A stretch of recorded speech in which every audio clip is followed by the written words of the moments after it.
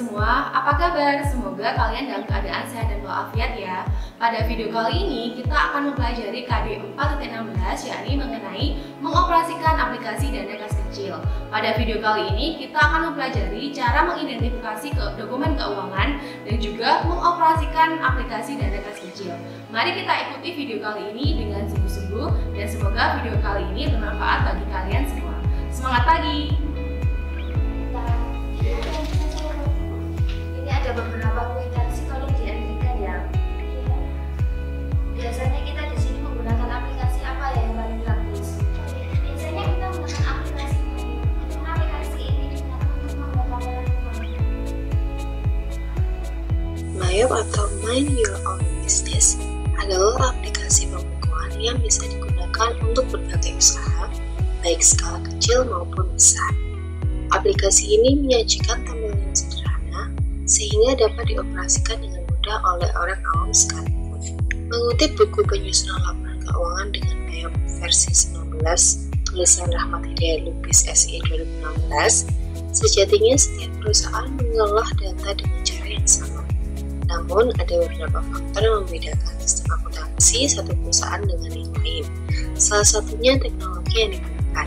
Dengan kehadiran software Mayop, memberikan kemudahan untuk pelaksanaan siklus akuntansi dan pencatatan keuangan lainnya. Menurut Ali Mahmudi dalam buku bertajuk Mayop Accounting dan Premier, aplikasi Mayop atau Mind Your Own Business Accounting merupakan software terpadu yang terdiri dari beberapa modul. Aplikasi ini dikembangkan pertama kali oleh Mayop Limited Australia pada tahun 1991.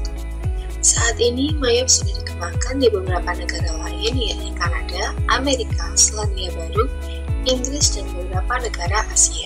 Meski dikembangkan di negara kanguru, Mayop juga memiliki versi sendiri untuk negara di wilayah Asia, seperti Singapura, Malaysia, Indonesia, Filipina, Vietnam, Thailand, Brunei, hingga Timur Timur. Bagi orang-orang yang berada dalam dunia keuangan, aplikasi Mayop ini tentu sangat bermanfaat. Berikut ini merupakan beberapa fungsi dari Mayop. Yang pertama, sebagai alat bantu untuk menyelesaikan pekerjaan accounting. 2. Dapat mempersingkat waktu pekerjaan pembukuan. 3. Membuat penggunanya lebih paham tentang bisnis. 4. Membuat kita mengelola barang yang dijual dengan mudah. Selain itu, Mayop memiliki beberapa kelebihan, yakni user friendly. Artinya, aplikasi ini dibuat dengan tampilan sederhana yang membuat penggunanya lebih mudah memahami penggunaannya, bahkan oleh orang awam sekalipun. 2. Dapat membuat laporan keuangan secara otomatis, lengkap, dan juga akurat. 3. Laporan keuangan dapat diaktifkan melalui Microsoft Excel maupun Microsoft Word. 4. Dapat menampilkan data secara cepat dan mudah. 5. Keamanan data yang terjamin bagi penggunanya. Meskipun memiliki beberapa kelebihan, Mayop juga memiliki beberapa kelemahan. Yang pertama, tidak ada fitur pelaporan perpajakan Indonesia. Karena merupakan salah satu software yang dikembangkan oleh Australia, maka dari itu beberapa fitur masih mengadopsi Australian style, termasuk fitur perpajakannya. Sehingga bagi pengguna yang ingin menghitung pajak dan juga untuk melaporkan pajak harus menggunakan software lain untuk melakukan perhitungan pajak perusahaan. 2. Hanya bisa diterapkan untuk satu perusahaan. Mayop hanya cocok untuk digunakan oleh pebisnis yang hanya memiliki satu perusahaan saja. Bagi yang memiliki perusahaan anak atau perusahaan lebih dari satu, atau biasa disebut dengan multi-company, aplikasi ini tidak cocok karena belum bisa memenuhi kebutuhan para pebisnis dengan banyak kebutuhan. 3. Tersedia hanya dalam bahasa Inggris. Program ini belum dilengkapi dengan multi bahasa dan hanya menggunakan bahasa Inggris saja. Meskipun bukan merupakan masalah yang penting, namun terkadang ada beberapa pengguna atau user yang terkadang merasa kebingungan akan perbedaan istilah dalam bahasa Indonesia dan juga bahasa Inggris. 4. Belum mendukung multi-currency. Mayop juga ternyata belum mendukung multi-currency sehingga kita harus melakukan konversi mata uang terlebih dahulu sebelum memasukkan transaksi yang sudah dilakukan. 5. Format neraca keuangan Australia. Karena dibuat oleh perusahaan di Australia, format neraca keuangan dalam aplikasi ini merupakan neraca keuangan Australia, sehingga hal ini cukup merepotkan karena format neraca keuangan yang umum digunakan di Indonesia berbeda dengan format neraca keuangan Australia. Oh begitu, mudah ya. Kalau gitu silakan dilanjutkan. Ada 8 modul yang terdapat dalam IO. Yang pertama yaitu Accounts. Accounts adalah komponen utama dari sistem akuntansi perusahaan yang merupakan ringkasan dari seluruh aktivitas perusahaan, berfungsi untuk memodifikasi bagan akun, memasukkan saldo awal akun, dan proses penjurnalan transaksi umum. Dalam menu account terdiri dari beberapa submenu yang sering digunakan yaitu Account List untuk melihat atau menambah, mengubah, menghapus daftar akun-akun perusahaan. Ada juga Record Journal Entry untuk mencatat transaksi jurnal umum seperti transaksi-transaksi penyesuaian. Kemudian ada Transaksi Journal untuk melihat transaksi-transaksi dari jurnal yang sudah kita entry. Kemudian ada menu Banking. Banking berfungsi untuk mencatat transaksi-transaksi pengeluaran dan penerimaan kas seperti tagihan, dan beban sewa, pembayaran gaji, dan juga kas kecil. Dalam menu Banking terdiri dari beberapa submenu yang sering digunakan yaitu 1. Spend Money untuk mencatat transaksi mengeluarkan uang dari bank guna keperluan usaha. Seperti contohnya pembelian perlengkapan, membayar beban-beban, dan juga untuk kas kecil.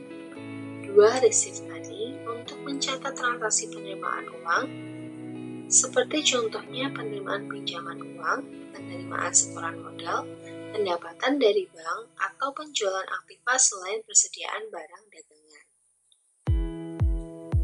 3. Prepare Bank Deposit untuk mencatat proses pencairan cek atau giro yang diterima dari pelanggan atau card lainnya. 4. Bank Register untuk melihat mutasi setiap kas di bank dan dapat menambahkan transaksi perbankan. 5. Reconcile Account untuk melakukan rekonsiliasi bank secara manual seperti rekonsiliasi kas atau bank, piutang dagang, dan utang dagang. 6. Ada Print Check untuk mencetak cek yang telah dibuat. Dan yang ketujuh ada Transaction Journal untuk melihat transaksi jurnal yang dibuat melalui banking. Menu selanjutnya yaitu Sales. Sales berfungsi untuk mencatat transaksi-transaksi penjualan baik tunai atau kredit, penerimaan pembayaran utang dan pelanggan, mencatat teratur penjualan sekaligus penyerahan uang kas kepada pelanggan. Modul selanjutnya yaitu Time Billing. Time Billing dipakai untuk menghitung penjualan, pembelian yang menggunakan perhitungan persatuan waktu, misalnya seperti biaya konsultasi manajemen yang dihitung melalui per jam.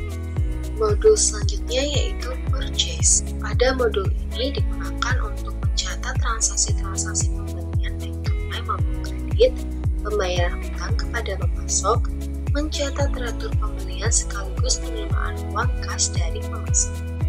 Modul selanjutnya yaitu Payroll. Payroll dipakai untuk penggajian karyawan menggunakan sistem payroll. Bisa dipakai untuk berbagai macam cara penggajian seperti cara penggajian per jam, harian, mingguan, dan bulanan. Modul selanjutnya yaitu Inventory. Inventory dipakai untuk mencatat aktivitas-aktivitas yang berkaitan dengan persediaan barang dagangan, seperti mencatat, mengubah, menghapus, menetapkan, dan menyesuaikan harga persediaan, memasukkan hasil perhitungan fisik persediaan barang dagangan, dan penerbitan laporan yang terkait dengan inventory. Modul terakhir yaitu Cart File. Cart File berfungsi untuk membuat, mencari, menampilkan, mengubah, menghapus, dan mengelompokkan catatan individu dan perusahaan. Anda dapat mencatat seluruh informasi mengenai pelanggan, atau customer, dan pemasok atau supplier, dan menetapkan pajak serta termin atau syarat pembayaran dari pelanggan dan pemasok. Itu Ya, lalu bagaimana cara mengentrinya?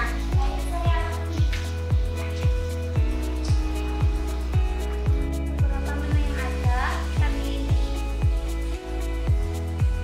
Kemudian kita masukkan tanggal. Pilih akun.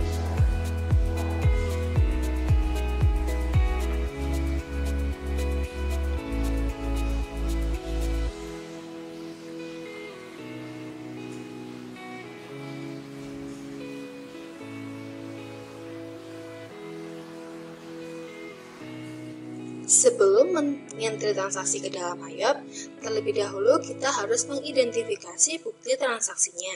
Di sini terdapat petty cash voucher sebagai bukti transaksi kas kecil. Pada bukti transaksi ini terdapat nomor bukti transaksi, terdapat tanggal, kemudian terdapat keterangan kepada siapa kas kecil ini dibayarkan, lengkap dengan alamatnya.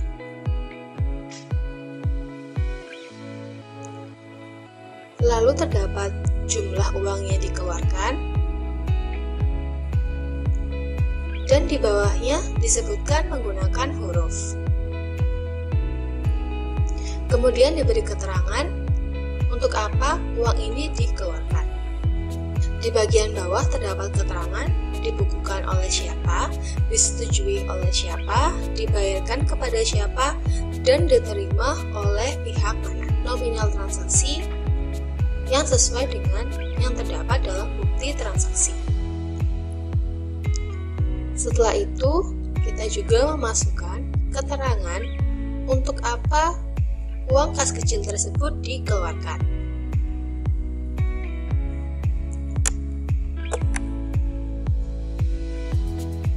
Nah, setelah itu kita klik di sini untuk memilih akun yang sesuai. Karena tadi untuk pembayaran stiker iklan, maka kita pilih advertising expense. Lalu akan muncul otomatis sejumlah angka yang telah kita entry. Untuk memastikannya, kita Ctrl R. Jika sudah data benar, kita klik OK. Setelah itu, kita klik record untuk menyimpan transaksi yang sudah kita masukkan. Berikutnya, kita akan mengentry bukti transaksi yang telah kita pelajari ke dalam MyOp. Pertama-tama, kita ke modul banking. Kemudian kita pilih menu spend money. Kemudian akan terdapat kotak dialog seperti ini. Jangan lupa kita pilih terlebih dahulu petty cash atau kas kecil. Setelah itu kita masukkan nomor bukti transaksi yang terdapat dalam bukti transaksi yang telah kita pelajari.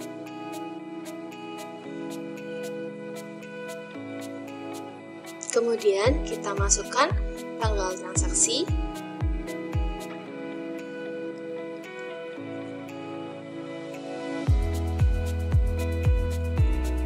lalu kita masukkan sama seperti pada contoh sebelumnya, kita akan mengidentifikasi salah satu bukti transaksi, yakni kas payment document atau kas keluar. Di sini terdapat nomor bukti kas keluar, tanggal transaksi tersebut terjadi, nomor cek, dan juga tanggal cek diterbitkan. Di sini juga terdapat keterangan kepada siapa cek ini diberikan. Kemudian juga terdapat keterangan untuk apa kas ini dikeluarkan beserta dengan jumlahnya dalam angka maupun dengan huruf. Dan di bagian bawah terdapat keterangan dibukukan oleh siapa, diperiksa oleh siapa, dibayarkan oleh siapa, dan diterima oleh pihak siapa. Berikutnya kita akan memasukkan transaksi kedua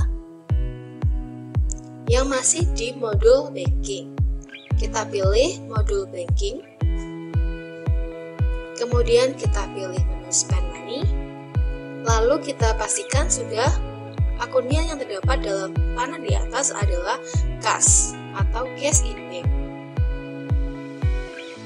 Kemudian kita masukkan nomor bukti transaksinya,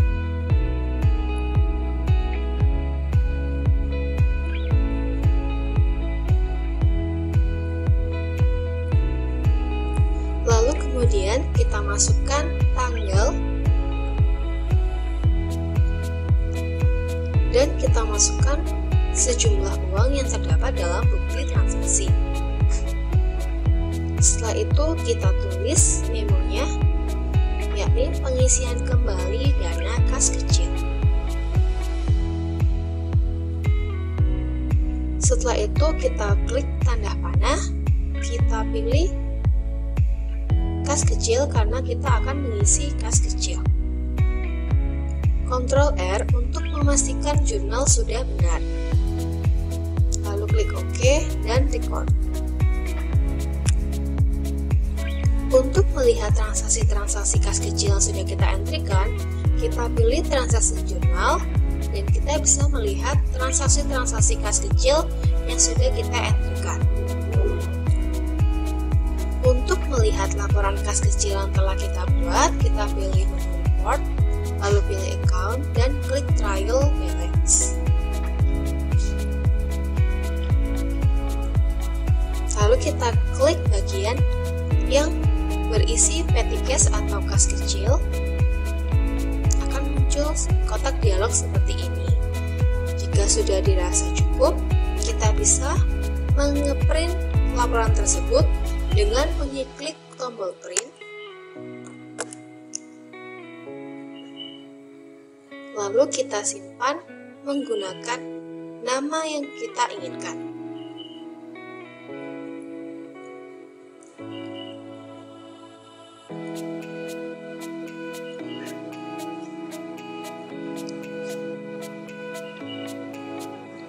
Hasilnya akan menjadi seperti ini. Di sini kita bisa melihat semua transaksi-transaksi kas kecil yang telah kita entrikan sudah terdapat dalam laporan kas kecil. Bagaimana? Mudah kan untuk membuat laporan kas kecil menggunakan Priop?